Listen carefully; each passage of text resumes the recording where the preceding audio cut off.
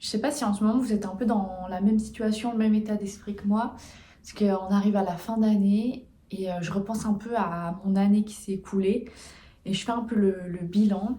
Et, euh, et puis, en fait, ça me rend pas forcément hyper heureuse, dans le sens où j'ai l'impression que l'année 2024, j'ai rien fait, euh, j'ai rien avancé,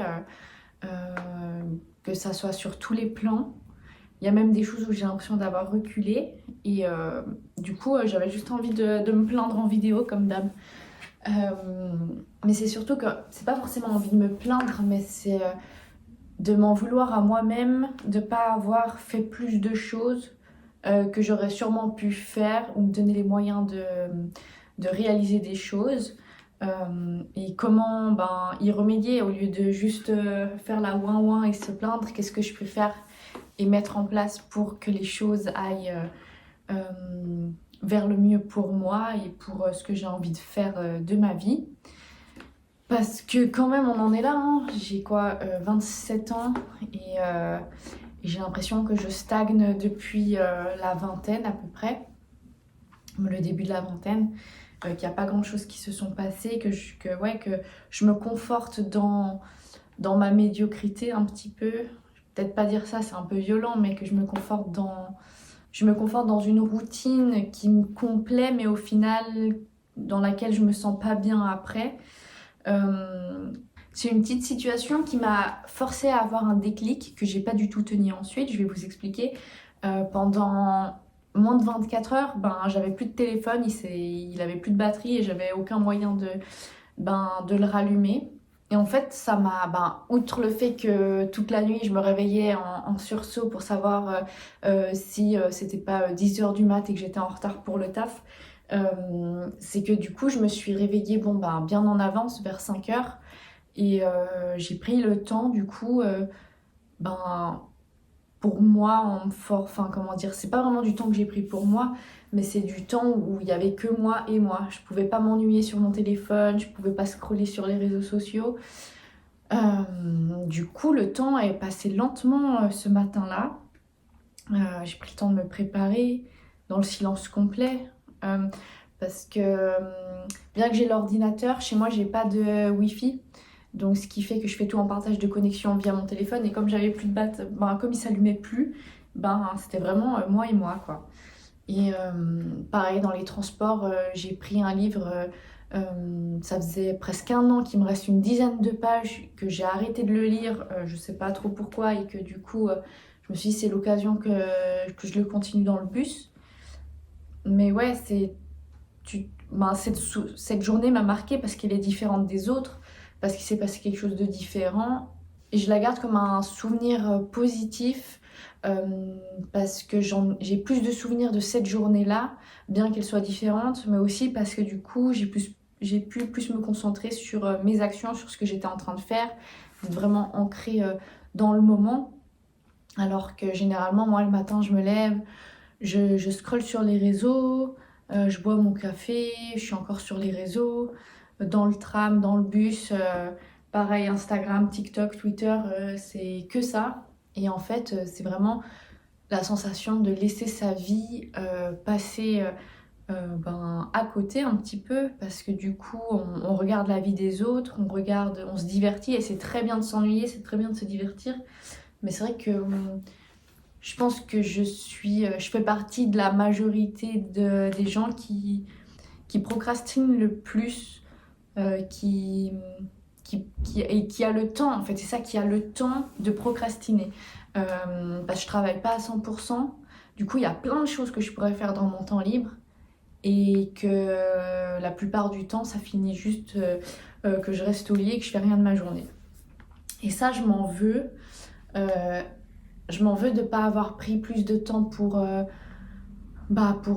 plus active, pour faire des choses. Rien que par exemple cette chaîne YouTube, je vais vous montrer un graphique, c'est affligeant. J'avais réussi à bien faire un nombre de vues qui faisait que monter. Je sais plus c'était quoi, 3000 et quelques nombres de vues. Puis là on voit de toute façon j'ai fait un Excel, on voit bien la pente descendante là. Et ouais, je trouve que c'est trop nul parce que autant c'est quelque chose qui me procure du plaisir de faire des vidéos sur YouTube, autant je me suis pas donné les moyens. Je me suis, ouais, là c'est vrai, je me suis vraiment confortée dans cette médiocrité-là. Même physiquement, j'ai repris du poids, j'ai fait un peu moins de sport, donc il y a eu aussi toute une phase où ouais, mon mode de vie était un peu dégueulasse, on va dire. Ouais, je prenais un peu moins soin de moi. Et pas pour. Il y a pas eu de changement, comment dire. C'est pas comme s'il y avait eu quelque chose dans ma vie qui a fait que. Pardon, j'y arrive pas. Il n'y a pas eu de changement dans ma vie qui. Ça va vraiment pas. Qui ont fait que voilà, que je pouvais me laisser aller. Enfin, on a tous mille problèmes, mille soucis, et encore les miens, ils sont vraiment. Je pense que c'est chill out dans ma vie, il n'y a pas trop de soucis. Mais, mais ouais, je regarde cette année où j'ai l'impression de l'avoir laissé passer, de ne pas avoir réalisé grand chose de mon année. Et c'est un peu le constat que je me fais en fait chaque année, et puis je fais jamais rien. Je fais jamais rien pour le modifier, donc peut-être que juste que je fais partie de ces gens qui se confortent, enfin juste qui se complaisent dans cette vie-là alors qu'elle me convient pas. Euh, du coup, je sais pas si je vais le faire parce que toutes les choses que j'ai dit que je faisais que j'ai jamais du coup réalisées, mais je me souviens il y a quelques années, quand j'étais encore en études, j'avais lu un livre, et c'est un peu con, hein, c'est les livres de développement personnel, voilà, là un peu bullshit, enfin pas bullshit, mais il y a eu tellement une vague de développement personnel que c'est devenu un peu juste too much. Mais n'empêche, ce livre, j'avais passé un mois super, parce qu'en fait c'est une routine à mettre en place le matin, et en fait j'ai que des souvenirs positifs de ce mois. J'ai fait pendant un mois et bien sûr j'ai abandonné après, hein. Je tiens jamais mes routines très longtemps. Euh, mais en fait voilà, ça s'appelait je crois ouais, Miracle Morning. Faudrait que je le retrouve, je pense qu'il est chez mes parents. Euh, ouais, Miracle Morning. Et en gros c'est 5 choses à mettre en place le matin. Du coup, on met son réveil 1 heure avant le réveil qu'on mettait d'habitude pour créer ces changements. Donc en 1 heure, on fait 5 choses. Je crois qu'il y a de la méditation, un peu de sport, écrire, visualiser, enfin voilà, ce genre de choses. Si je retrouve, je mettrai peut-être comme ça, vous voyez un peu de quoi je parle. Et en fait, déjà, j'avais le luxe de pouvoir, enfin, ça, pour aller à l'école, je sais plus quoi, je commençais assez tard, je devais commencer à 9 heures ou un truc comme ça. Donc je pense que je devais mettre mon réveil à 6 heures au lieu de 7 heures.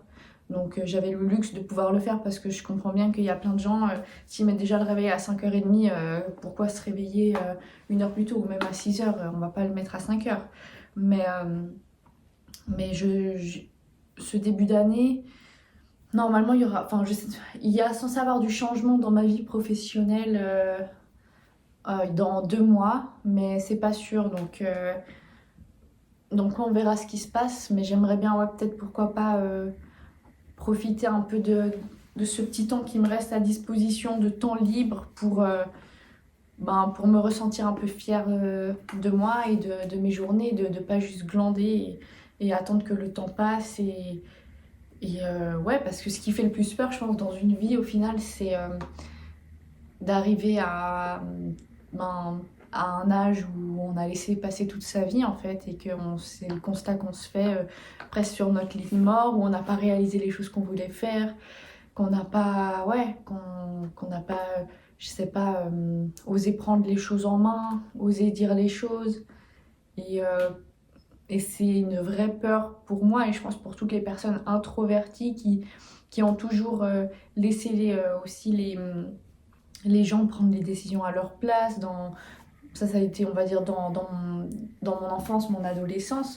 Aujourd'hui, ça va beaucoup mieux, mais c'est un peu un combat de tous les jours, voilà, d'essayer d'être présente. Enfin, je m'éparpille un peu là. En gros, je veux juste trouver la motivation et l'envie que j'avais avant pour, pour tout, pour que ça soit dans les interactions sociales, dans le sport, dans le travail, dans les passions. Euh, ouais, je sais pas trop comment ça va être. Euh, je me souhaite en tout cas de réussir de belles choses, ouais, de prendre confiance encore plus sur certains points et juste de me sentir mieux en général, je pense. Et du coup, je veux pas juste voilà, me plaindre en vidéo, mais s'il y a des gens qui se sentent comme moi dans ma situation, bah, je vais vous épingler moi le truc justement qui m'avait aidé là sur le fait de prendre 1 heure pour soi le matin en faisant ces 5 étapes, mais peut-être que si on peut les faire un peu plus tard dans la journée, c'est cool aussi.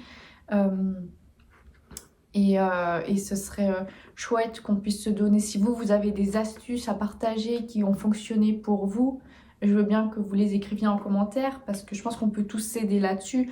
Parce que ce problème, je pense que c'est le problème de pratiquement tout le monde, hein.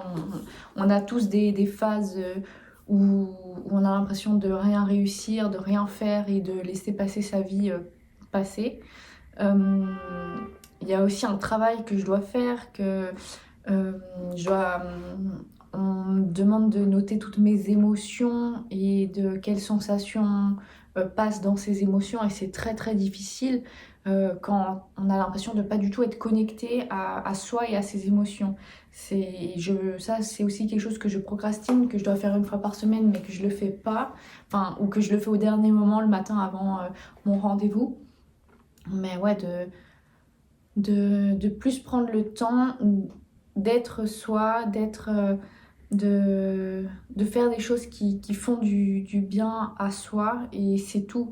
Euh, et de s'autoriser à s'ennuyer, de s'autoriser ouais, à procrastiner, mais pas que ça devienne le centre de sa routine en fait. Parce que moi c'est clairement ça, c'est devenu, ça englobe pratiquement tout. Toutes les tâches que je dois faire pour le boulot ou pour les engagements que je les tiens, mais tout le reste pour moi, j'ai l'impression de rien, de pas me respecter limite. Donc, donc voilà, c'était une petite vidéo pour ça. Bah, j'ai hâte de savoir si vous avez des petites astuces aussi ou des choses que vous arrivez qui vous font du bien. Si on peut s'aider avant la fin d'année pour commencer la nouvelle année sur des bonnes notes, ce serait chouette. Bah, je vous remercie d'avoir regardé cette vidéo et je vous dis peut-être à bientôt.